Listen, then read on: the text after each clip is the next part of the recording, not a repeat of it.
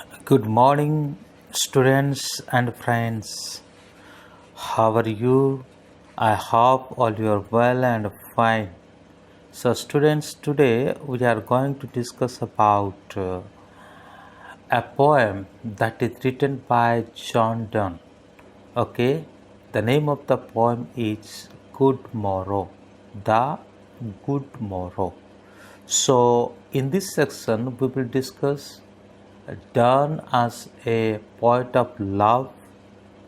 Okay, then text explanation, and finally annotation. Okay, this is called annotation. We will look little bit, not too much, but we will discuss that very clearly. Done as a poet of love, and also text and explanation. Okay, so let's begin. Before beginning of this video lecture, I have a small request. If newly you are visiting my channel, so please subscribe it, at the same time hit the bell icon and forward it to your friends and also to your classmates. Okay दोस्तों, तो फिर आज का video को हम शुरू करते हैं। तो जैसे कि मैंने बताया था आपको, so we will discuss about Donne as a point of love.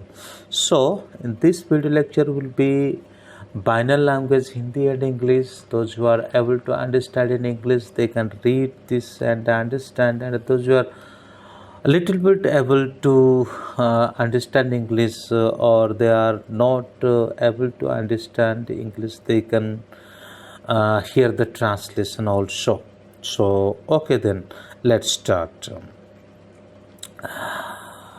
Donne as a poet of love. Done को एक लव का पोएट माना जाता है, लेकिन वो कौन सी लव का पोएट है यह हम आगे पढ़ कर के ही कह सकते हैं। लव का जो मतलब है वो हम सामान्य रूप से उसको भिन्न प्रकार से इंटरप्रेट करते हैं।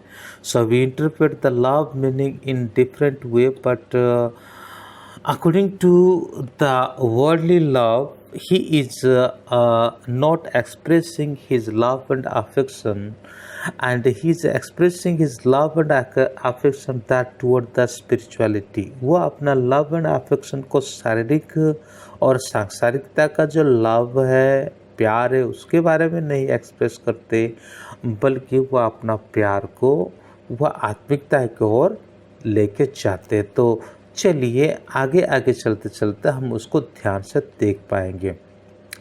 Born at the time, born at the time मतलब कौन है? John Donne. Okay, born at the time when the writing of love poem was both fashionable and a literary exercise.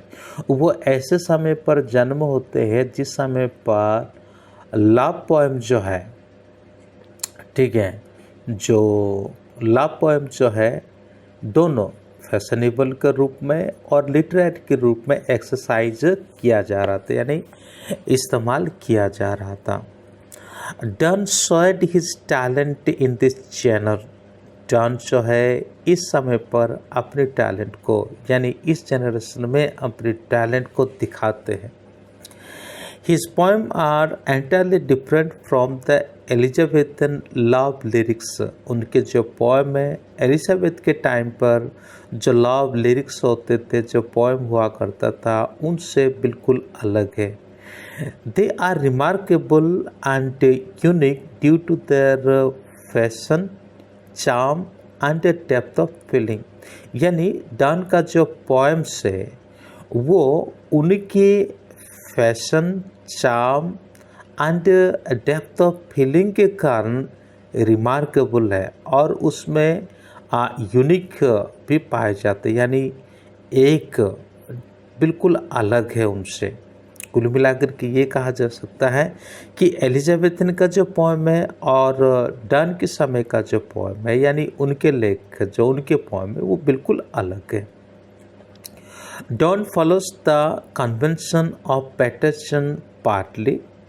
Paterson ये एक स्टाइल होता है सनेट का या पोएम का, इसी को थोड़ा वो फॉलो करते हैं। पैटर्सन एक्चुअली क्या है उसके ऊपर मेरा राजस्थान यूनिवर्सिटी वाले जो वीडियो लेक्चर है मिल्टनिक एंड शेक्सपियरियन सनेट डिफरेंस, इस तरह का एक नाम है, तो आप वहाँ से भी उसको देख करके समझ सकते हैं।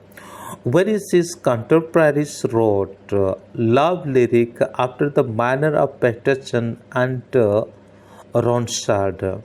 तो यहाँ पे हम देख सकते हैं डॉन तो पहली बात है पैटरसन को पार्टली फॉलो करते हैं, ठीक है। पैटरसन कन्वेंशन यानी पैटरसन का जो परंपरा है उसको वो फॉलो करते हैं, और साथ ही साथ उनकी आधुनिक लेख लव लिरिक जो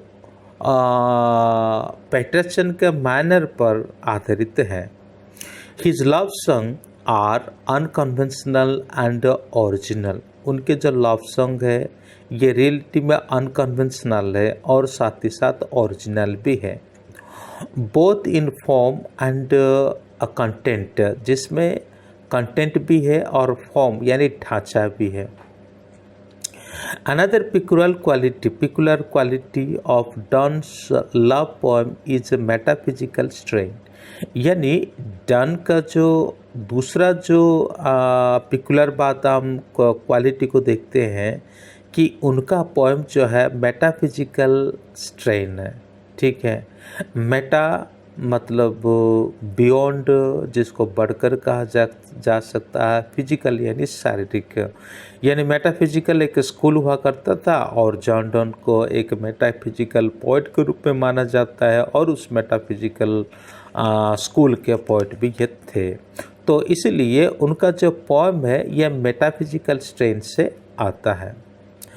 डॉन डज नॉट ले stress on beauty or rather the aesthetic element in passion। तो डन यहाँ पर जो है ब्यूटी के ऊपर ज़्यादा दबाव नहीं देते, यानी सुंदरता के ऊपर या तो फिर सौंदर्यीकरण के ऊपर ज़्यादा जोर नहीं देते। His poem are sensuous and fantastic. उनके पोएम जो है ऐन्द्रिक है और साथ ही साथ फैंटास्टिक भी है। His metaphysical wit makes his reader doubt his sincerity and earnestness. उनके जो मेटाफिजिकल विट्स जो है उनका रीडर को एक डाउट में लेकर के आता है उनके सिंसियरिटी के प्रति और उनकी एर्नेस्टनेस के प्रति। So Dryden comments that Donne affect his metaphysics not only his satires but in his Armos verses where only nature should reign। यहाँ पे ड्राइडन यानी जॉन ड्राइडन जो है वो भी उनके पोएम के प्रति एक कमेंट करते हैं, और कमेंट के दरमियान ये कहते हैं कि उनके जो मेटाफिजिकल मतलब Donne affect the metaphysical not only in his satire, वो अपने सटायर में ही वो मेटाफिजिकल को नहीं लेता, but his armour verse where only nature should reign. लेकिन उनके जो आर्मर वर्स के आधार पर केवल प्रकृति ही दिव्यमान है, केवल प्रकृति ही विराजमान है। ही perplex the mind of fair sex with nice speculation of philosophy। वो विशेष रूप से अपने इस पोएम में क्या करते हैं कि जो फेयर सेक्स के प्रति वो ज़्यादातर ध्यान नहीं देते हैं। कुल मिलाकर के बात ये कहा जा सकता है, sex with nice speculation of philosophy when he should engage their heart and entertain them with softness of love. तो वो यहाँ पे लव का जो सॉफ्टनेस है और उसके चलते उनका जो एंटरटेनमेंट है उसके ऊपर थोड़ा मतलब ध्यान केंद्रित करते हैं। तो उस tenderness and softness are not the qualities to be found in a Donne's poetry. Donne's के जो पोइट्री में टेंडरनेस है ना, कठोरता, टेंडरनेस का मतलब दयालु, और सॉफ्टनेस, कोमलता, ये सब चीज़ें यहाँ पे नहीं पाए जाते हैं। उसके बाद 3 प्रमुख बातें उनके जो पोएम में, there are mainly 3 strands in his love poems. उनके लव पोएम्स में 3 प्रमुख बातें वो क्या क्या है। Firstly there is cynical which is anti women and hostile to the fair sex. यानी पहली बात तो है उनके पोएम में फेयर सेक्स के प्रति एक विरोध उत्पन्न करता है, यानी फेयर सेक्स के प्रति वो ध्यान नहीं देते हैं। ठीक है, फेयर सेक्स का मतलब जो शारीरिक जो संबंध वाली जो बात होता है उस प्रकार के बात का घोर विरोधी है। ठीक है, हॉस्टिल शब्द जो है उसके प्रति शत्रुता। The theme is fairly of man, और विशेष करके उनके थीम में मैन को बताया जाता है। Secondly there is stand of happy married life, the Joy of conjugal love. तो सेकंड बात है, ये विशेष करके शादीशुदा खुशहाल जीवन के बारे में बताते हैं। जो शादीशुदा लोग हैं वो क्या करें, अपनी वैवाहिक जीवन में लव यानी प्रेम के साथ अपने जीवन जिए। उसके ऊपर कहने का मतलब ये है कि एक जो है शादीशुदा नहीं करते हैं लेकिन सेक्स हो जाता है। ठीक है, वो चीज़ नहीं है उनकी पोएम में। वो लव को, उसी लव को वो मतलब प्राधान्यता नहीं देते। लेकिन दूसरी बात है, शादीशुदा है, कितने चाहो लव करो और कितने चाहो मतलब अपने जीवन में खुशहाल जीवन जियो। Thirdly, there is a platonic stand in which love is regarded as a holy emotion, like worship by devotee of God. There are, however, poems where the essential oscillates between the first and the third stand, where sexual love is treated as a holy love and vice versa. तो third point ये है कि उनका love जो है वो जिस love के बारे में कहते हैं वो ईश्वरीय लव है। ठीक है, वो ईश्वरीय लव है। आप फर्स्ट लव जो और सेकंड लव कई डिफरेंस को आप प्राप्त कर सकते हैं। वो तो शारीरिक खुशी को प्राप्त करने के लिए होता है, लेकिन जो थर्ड में जो गॉडली लव के बारे में वो कहते हैं वो ईश्वरीय शक्ति को प्राप्त करने के लिए होता है। तो चलिए हम इस पॉइंट को पढ़ते हैं। द गुड मॉरो और good morning is common salutation. Good Morrow और गुड मॉर्निंग एक सामान्य अभिवादन है। ठीक है, गुड मॉरो का मतलब भी गुड मॉर्निंग होता है। Which is usually exchanged when we awaken in the morning. हाँ, ये कब करते हैं, जब सुबह के समय पर हम उठ जाते हैं, जागते हैं, और उस समय पर हम क्या करते हैं, गुड मॉर्निंग करते हैं। तो दिन का शुरुआत हम गुड मॉर्निंग के द्वारा करते हैं। Here it refers to spiritual awakening. यहाँ पर तो ये एक आत्मिक जागरण के बारे में बताते हैं। An awakening to a new life, एक जागरण जो है नए जीवन के प्रति, एक नया जीवन के प्रति।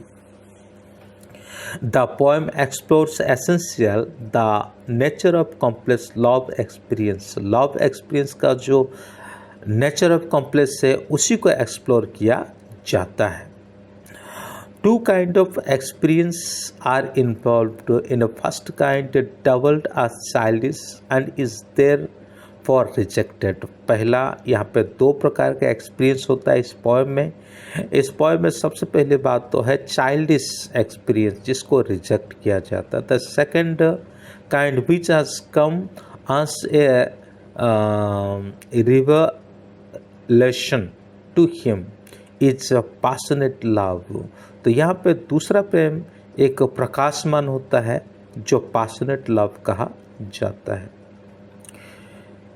The poem illustrate as the attribute which according to Professor Grierson have earned the epithet of metaphysical poet for gender. तो चलिए टेक्स्ट को रीडिंग करते हैं और उसके बाद उसको समझते हैं। मैं पूर्ण कोशिश करूँगा और इस टेक्स्ट को रीड करके लाइन वाइज समझाने के लिए।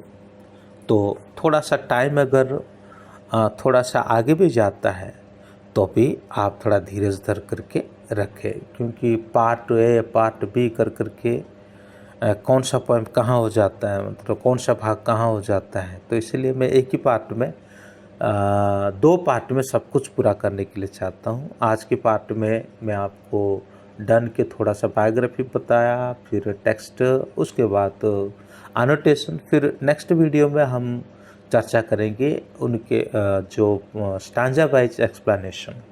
3 स्टांजा है इसमें, देयर आर 3 स्टांजा, और आज स्टांजा नहीं बल्कि लाइनों को देखेंगे। तो चलिए शुरू करता हूँ मैं। I wonder bye my truth, मैं उस सच्चाई को खोज कर रहा हूँ, है ना, मैंने खोज किया करता हूँ।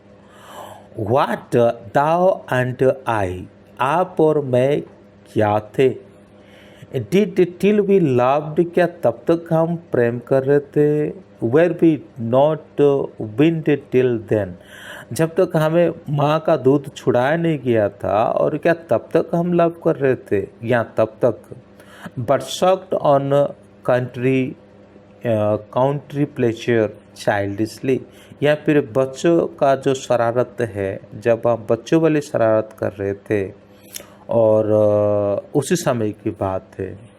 और स्नोर्ड बी आई द 7 स्लीपर्स 10, क्या उस समय तक कर रहे थे जब हम 7 स्लीपर्स 10 में जो क्या कर रहे थे, सोए हुए थे। यानी 7 स्लीपर का जो गुफा है उसमें सोए हुए थे। 7 स्लीपर का मतलब ये होता है कि मैं आपको इसका ग्लोसरी से ही आपको ये बात तो बता देता हूँ कि 7 स्लीपर आखिरकार होता क्या है। ठीक है, जो ये जो 7 स्लीपर्स है, ये 7 स्लीपर जो 10 है, कुछ यंग मैन हुआ करते थे, क्रिश्चियन यंग मैन हुआ करते थे, और उन दिनों में क्रिश्चियन लोगों को बहुत ही बुरी तरीके से सताया जाता था। तो वो चले गए थे रेफ्यूजी बन करके, है ना, एक कैवरन में, और जहाँ पे वो सो गए, और लगभग 2 सेंचुरी के बाद वहाँ से वो क्या करते हैं, जग जाते हैं। तो इसलिए वो कहते हैं कि हम उस समय तक मतलब लव में मशगूल थे, जो जैसे कि 7 स्लीपर्स 10 में हम सो गए थे। It was so but this all pleasure fancies be. ठीक है, it was so, it was का मतलब यह होता है कि the 2 lovers had really been sleeping till they began to love। 2 lover really इतने समय तक, एक लंबा समय तक सो गए जब तक वो अपना प्रेम को शुरू नहीं किया, मतलब शुरू किया। तो ये था इस लाइन का मतलब। और यहाँ पर वो कहते हैं but this all pleasure fancies be, लेकिन वो सारे आनंद जो है एक अनरियल थिंग की तरह लगता है। ठीक है, अनरियल थिंग की तरह लगता है। If ever any beauty I did see, यदि कभी भी मैं कोई मतलब एनी ब्यूटी यानी सुंदर महिला को देखा, which I desired and got, it was but a dream of दी।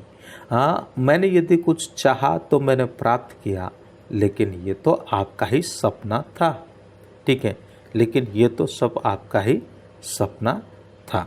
इसी के साथ ये फर्स्ट स्टांजा यहीं पे पूरा हो जाता है। ये फर्स्ट स्टांजा में ये कहते हम कब तक प्रेम कर रहे थे, कौन सी समय पर प्रेम कर रहे थे। क्या हम माता का दूध छुड़ाने के समय तक प्रेम कर रहे थे, या फिर क्या हम वो जो चाइल्डिश जो बच्चों वाली शरारती जीवन था उसी समय में कर रहे थे, या फिर हम जब 7 स्लीपर में सो गए थे, है ना, 7 स्लीपर में एक लंबे समय कर सो गए थे, उसी समय करे थे, लेकिन ये सब तो अवास्तविक लगता है। तो सेकंड स्टांजा क्या कहता है, एंड नाउ गुड मोरो टू आर वर्किंग सोल्स। अभी तो हमारा जो आत्मा है वो जग गई है, उसी को गुड मोरो, ठीक है, उसको गुड मॉर्निंग करते हैं। Which watch not one another out of fear, जो कि फियर का मतलब यहाँ पे जेलसी है। हम एक दूसरे को देखते हैं बिना जेलसी के साथ।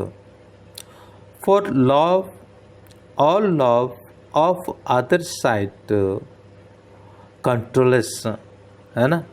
तो यह हम दूसरी तरफ अगर लव की दूसरी तरफ देखें तो वह झगड़ाने वाली बात होती है।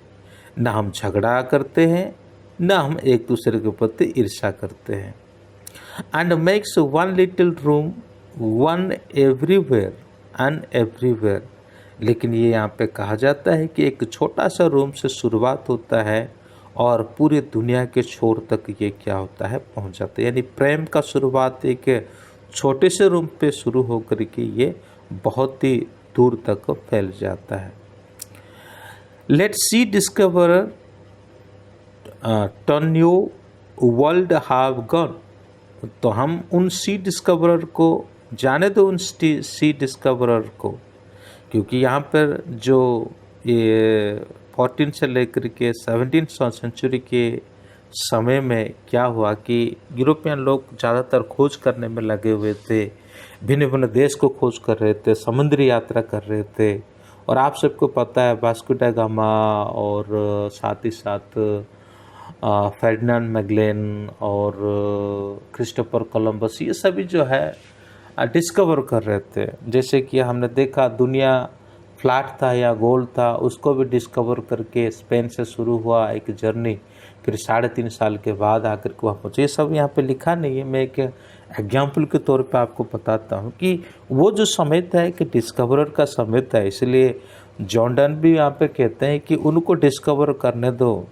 Late maps to others world on worlds have shown. तो हम उनको भी जाने दो, यानी जो देश देश के खोज करता है, जो समुद्री यात्रा करता है, उनको जाने दो, उनको अपने काम करने दो। हमें क्या करना है, let us possess our world. आओ हम अपनी दुनिया को पोसेस करेंगे, अपनी दुनिया को ठान लेंगे। Each had one and is one. आओ हम एक हो जाए। तो ये था सेकंड स्टांजा।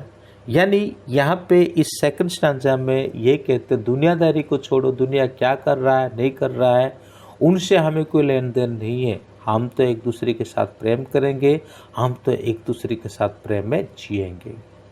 फिर उसके बाद थर्ड स्टांजा कुछ अनोखा लेकर के आने वाला है। थर्ड स्टांजा को देखते हैं। माई फेस इन दाइन आइज। मेरा जो चेहरा है तुम्हारा आंखों के अंदर है। दाइन इन माई अपीयर्स। और तुम्हारा मेरी आंखों में दिख रहा है। एंड ट्रू, उसके बाद फिर कहते हैं and true plain heart do in face rest. और हम अपने हृदय से ही एक दूसरे को देख सकते हैं, एक दूसरे को मतलब जान सकते हैं। Where can we find two better hemisphere.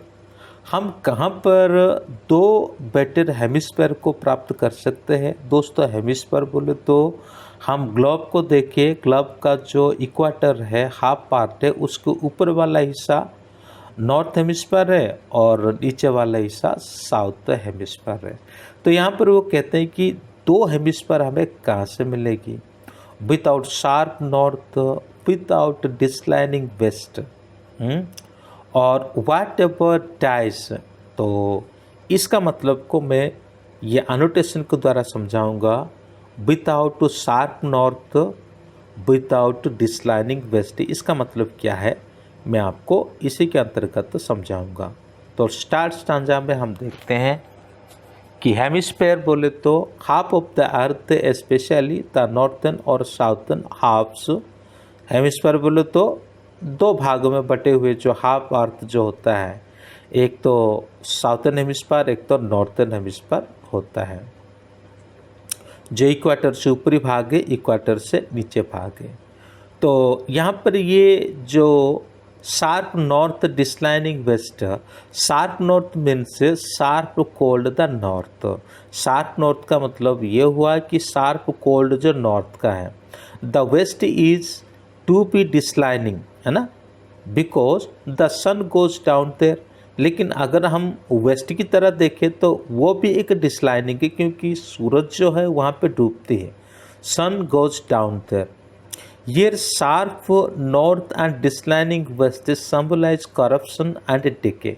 तो यहाँ पे जो शार्प नॉर्थ एंड डिस्लाइनिंग वेस्ट, ये उसको सिम्बलाइज करता है, उसका प्रतीक बताता है कि करप्शन, यानी हम कहाँ जाए, यहाँ पर भी ठंडा है और वहाँ पर भी सन का डिस्लाइनिंग है, मतलब हर तरफ करप्शन है, हम कहाँ जाए और कहाँ रहें। Where can we find West? The line suggests that polarity and therefore separation is an important feature of an globe।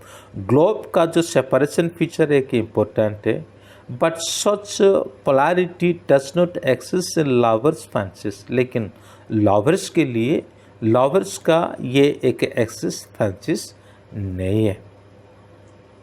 ठीक है, तो फिर आगे जहाँ से छोड़े थे वहाँ तक को हम देख लेते हैं। लास्ट वाले दो लाइन है, 2-3 लाइन है।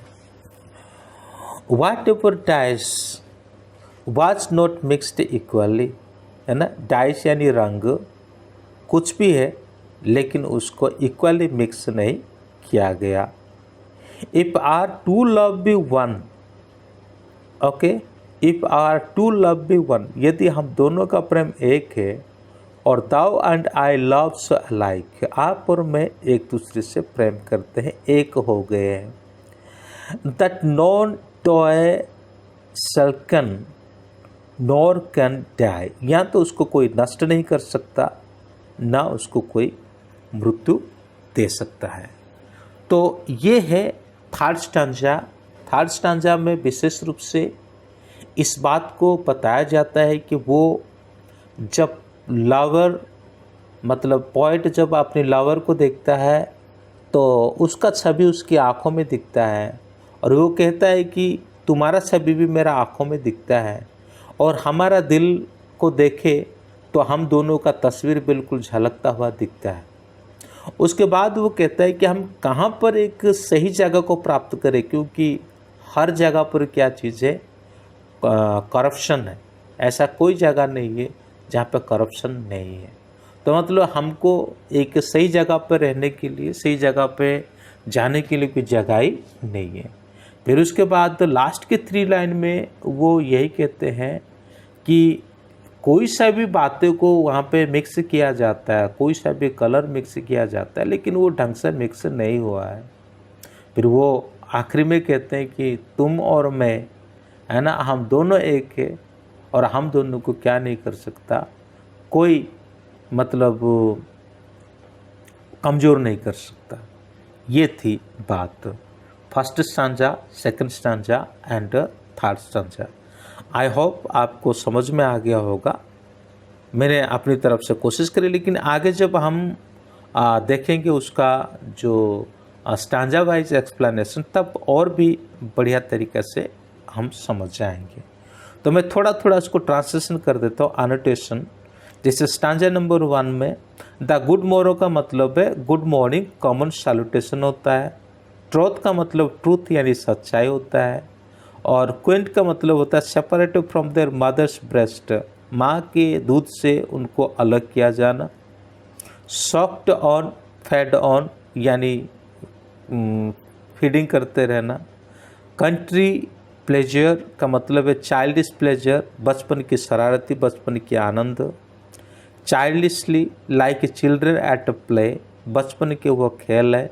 स्नॉट का मतलब स्लेप्ट यानी बहुत लंबी नींद से सो जाना।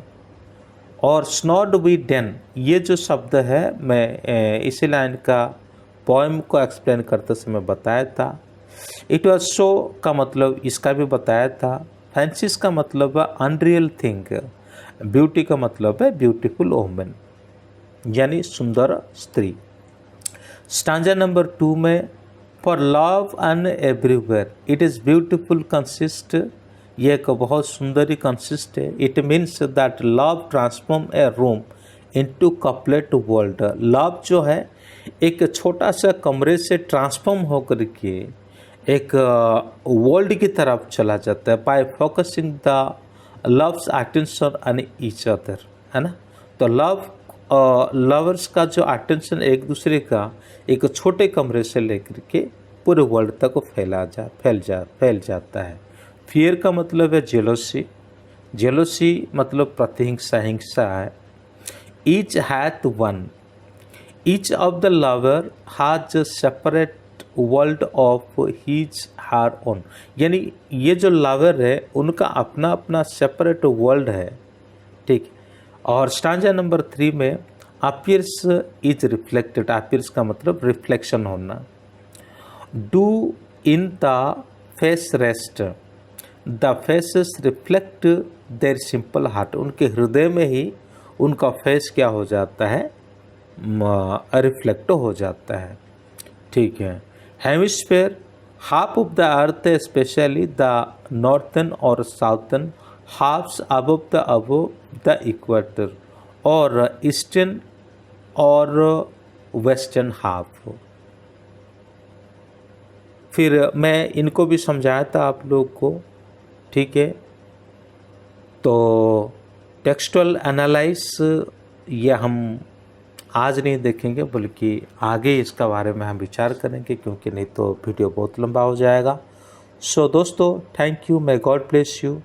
अगर आपको और भी इस तरह का वीडियो चाहिए तो कृपया करके चैनल को सब्सक्राइब करें, बेल आइकन को दबाएं। थैंक यू, जय हिंद।